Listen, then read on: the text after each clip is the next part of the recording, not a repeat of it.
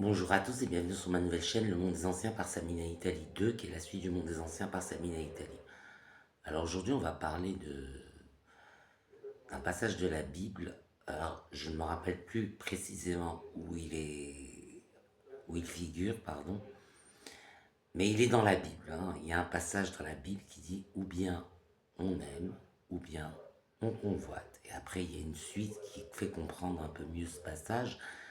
Grosso modo, quand on rencontre quelqu'un, soit on ressent pour lui de l'amour, soit on ressent pour lui de la convoitise, mais ça va, les deux ne sont pas possibles. On ne peut pas ressentir autant de l'amour que de la convoitise ou non. C'est l'un ou l'autre. D'ailleurs, il y a un autre passage de la Bible qui explique bien que ce qui est convoitise vient de l'orgueil, et l'orgueil vient de la convoitise également. Les deux vont ensemble. On comprend bien que orgueil et convoitise, c'est lié. Alors je prends un exemple. J'avais une relation, une vieille relation, hein, parce que ça date d'il y a 25 ans, donc c'est vieux. Et j'avais même coupé les ponts un moment parce que j'estimais que l'amour n'était pas partagé. Donc j'ai décidé de couper les ponts parce que je ne vais pas aimer que dans un sens et pas dans l'autre. J'ai coupé les ponts. Par la suite, il est revenu vers moi. J'ai repris contact comme un con. Et donc il m'explique qu'il m'admire, il me joue un peu de la flûte pour que je refasse à nouveau confiance, alors qu'en fait il n'y avait vraiment rien de beau à désirer, vraiment. Alors, à l'époque, j'étais autonome, j'étais pas le plus riche, mais j'étais pas non plus le plus pauvre, hein. J'arrivais à faire mon mois, j'arrivais à me payer des loisirs, j'arrivais à m'amuser, j'arrivais à me faire des restos, des départs de temps en temps. Ça va. Je me faisais plaisir et je faisais plaisir aux personnes que j'aimais. Donc, grosso modo, ça allait. Alors, à l'époque, dans cette vie autonome, qu'est-ce qu'il me dit?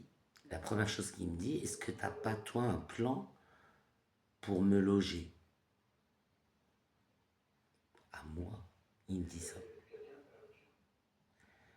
L'époque, j'étais dans un logement locatif social, un bail locatif social.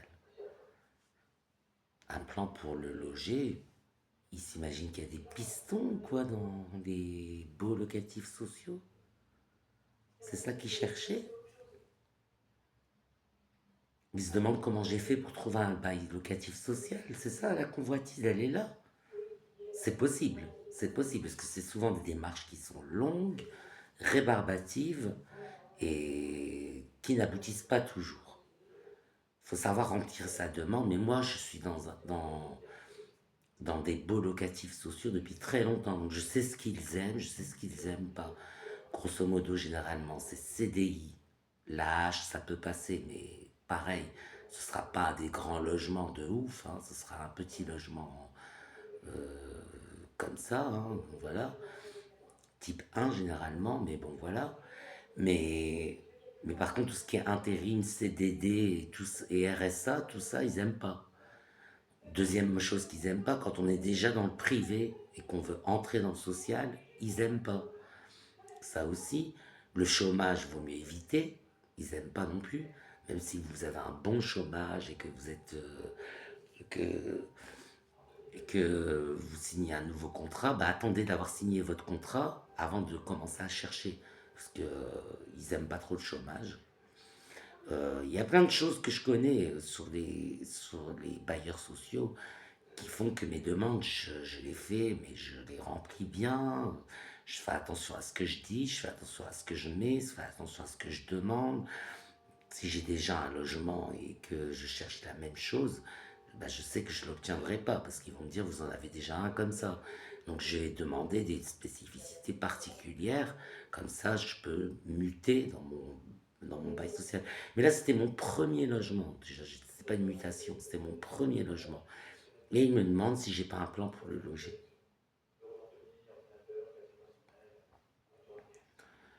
Donc je sais pas, il s'imaginait qu'il y avait des pistons, je sais pas. J'avais un plan, le représentant des locataires.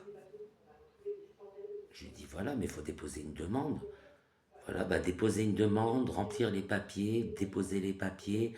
Et tout ça, c'est trop lui demander.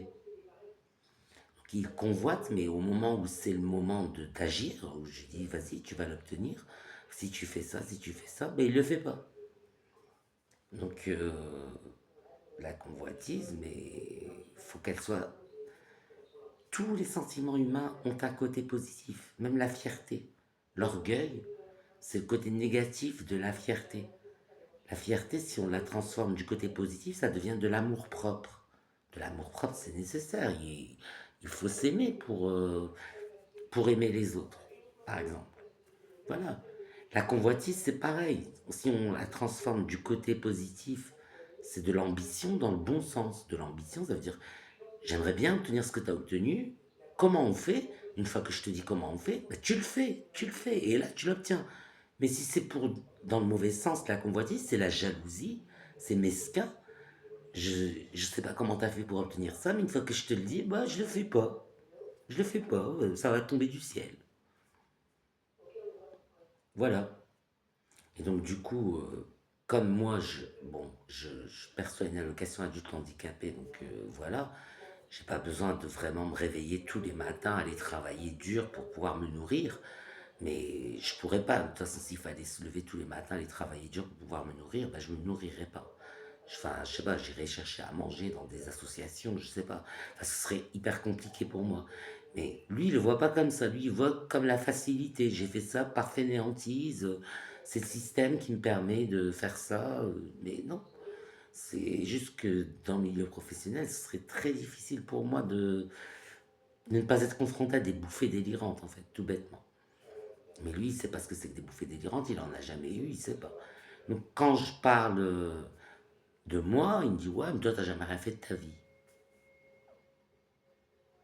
Merci de me rappeler que je suis au chômage, merci. Jamais rien fait, j'ai fait des tas de choses de ma vie, mais desquelles je ne vais pas me vanter, parce que je cache à ma main droite ce que fait ma main gauche. Il sait très bien que j'ai appris des langues étrangères et que je les ai enseignées sur les réseaux, mais que j'ai pas obtenu de revenus. Donc pour lui, je ne produis rien. Voilà, je produis rien. Même si c'est une langue que j'ai appris tout seul, ça produit rien, ça rapporte pas d'argent, donc c'est nul, ça sert à rien. Ça m'a fait lire des livres, ça m'a appris plein de choses philosophiques, scientifiques, religieuses, plein de choses intéressantes. Mais pour lui, ça sert à rien. Donc c'est de l'orgueil, c'est de l'orgueil. La convoitise, généralement, elle va avec l'orgueil. Mais pourtant, moi, j'avais des sentiments pour lui, je l'ai beaucoup aidé, je lui ai sauvé la vie 2 fois, je l'ai souvent accueilli chez moi quand il était en galère. Et aujourd'hui, bah, c'est plus possible parce que j'ai été trop loin. Et maintenant, c'est plus du tout possible. Maintenant, je vais être dans un logement à coordination thérapeutique. Donc, du coup, il y aura un veilleur de nuit, un gardien, quoi. Et ce sera pas possible de faire rentrer n'importe qui à n'importe quelle heure. Et surtout d'héberger quelqu'un sans le déclarer, par exemple. Déjà ça. Et puis même en le déclarant, ce sera pas possible d'héberger quelqu'un toutes les nuits. Voilà. Mais de toute façon, je ne donnerai pas mon adresse, c'est sûr. La convoitise à ce point, c'est trop. En plus, il y a autre chose maintenant, c'est que je ne consomme plus de produits. Parce qu'à un moment, je consommais des produits, j'étais aussi polytoxicomane comme lui. Maintenant, je ne consomme plus rien. Donc du coup, bah, bah voilà. Il peut se dire que j'ai de la chance, ça fait déjà 9 mois, que j'ai de la chance d'avoir tourné la page, mais qu'il n'a toujours pas réussi à le faire. Et puis bon, comme je consomme plus, bah, faut que j'arrête de fréquenter les consommateurs. Et donc, du coup, c'est une relation qui est morte. Elle est partie sur une mauvaise base. Et même en donnant un relan d'intérêt à cette relation, c'est toujours une mauvaise base. Parce qu'on repart sur quelque chose qui s'est mal passé. On est reparti sur cette chose, mais alors qu'elle s'était mal passée, eh ben, on en arrive au même résultat. Mais, mais moi, je sais que je ne suis pas dans le péché, je ne l'ai pas convoité, je l'ai aimé comme on doit aimer son prochain. Je l'ai aimé, je lui ai sauvé la vie, je l'ai hébergé, je lui ai donné à manger plusieurs fois. Je, j'ai même dépanné des fois des thunes, j'ai même dépanné des fringues. J'ai été généreux, j'ai donné sans compter. Parce que quand on aime, on ne compte pas. Je dis pas que lui, il n'est pas généreux, il est généreux aussi. Il m'a déjà donné des choses à manger, des choses. Mais m'héberger, par contre, il a jamais su le faire. Voilà.